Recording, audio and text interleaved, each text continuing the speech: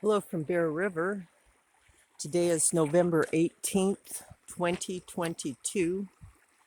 The flow was 27, now it's 29 cubic feet per second.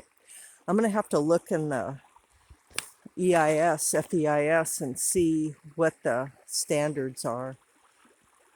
This seems really low to me.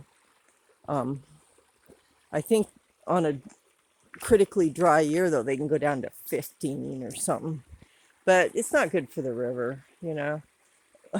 When they built the dam, it was like, oh, well, 75 cubic feet per second is a good trout stream, so they'll maintain it. Well, it's 27, it's not 75. Although the old license let them drop it, I believe, to 15, and that's what we're looking at. But, when rivers go dry, then the fish try to live in these little pools like that beaver pond way upriver there.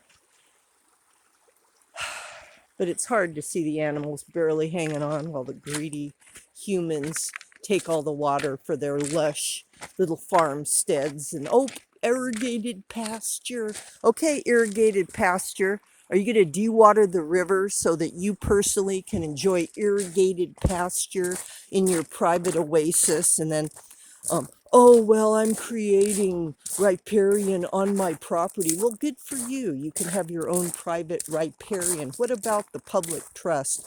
What about everybody else?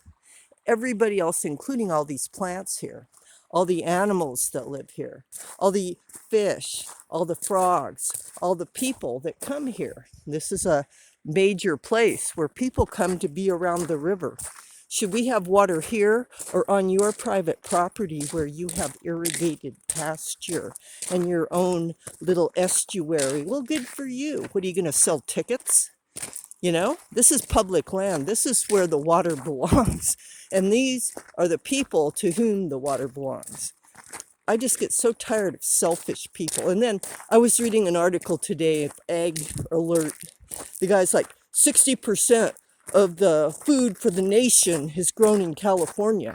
So if we have to cut back our land, people in California are going to lose their food. We're going to have a food shortage. Well, if we grow 60% of the nation's food, I'm sure out of that, if we cut back, we'll still get plenty. How much of that 60% does California use? 10%? Then we can cut back 50% and still have enough for our state. And let them grow their own food. Let them use their own water. It's barely coming through here. This is what loses when farmers win. This is what loses. This is what's dewatered. This wetland here. Oh, we grow food. Yeah, you're growing money. You're doing it for the money. The farmers have a lot of money. They got big acres. They got big trucks. They got money, and they're doing it for money. If our economy was based on other values than money, there would be a whole nother story here. But back to the river surviving and getting by as best it can. That's where we're at.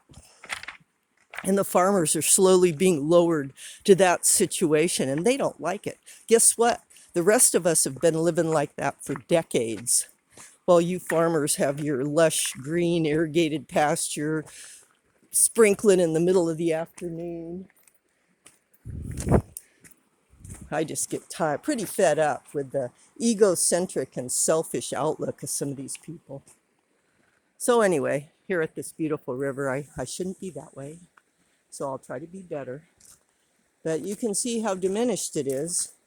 But thanks to the humidity recovery, the connectivity of the groundwater as it should be. I read an article today, and it was talking about how berserk the entire concept of water is in the laws, separating the groundwater from the surface water.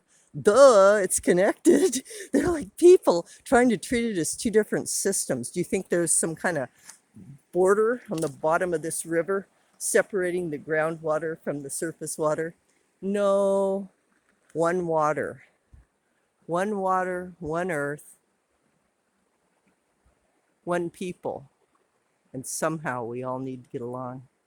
Omatakbayasin, we are all related.